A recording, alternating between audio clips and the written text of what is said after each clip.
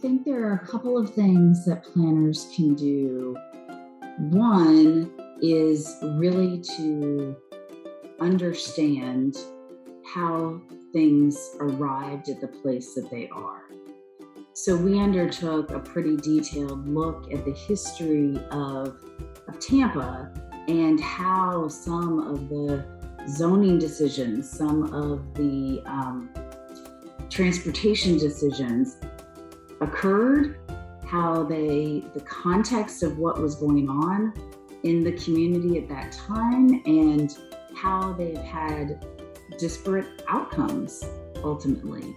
So it's not to say that planners have necessarily intended that when they made a zoning decision years ago to allow single family residential zoning, that they intended to have the outcome that kept certain populations out of that neighborhood, but that's the result. So there's a lot of historical documentation, data, and that can be brought to light to just understand how we got to where we are.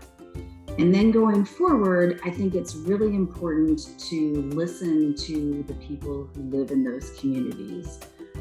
And we've found that has to be a little bit different depending on what population lives there. So understanding the demographics of where you're doing the study, making the recommendations, hearing directly from the people and not just the loudest people in the room, or the people who have the easiest access to come to local government meetings.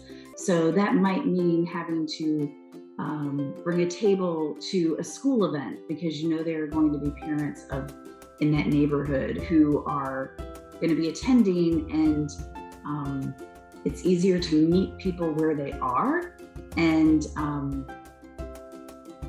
then really listen to what they have to say and incorporate that in our processes and plans. And then once we have a plan, prioritizing that.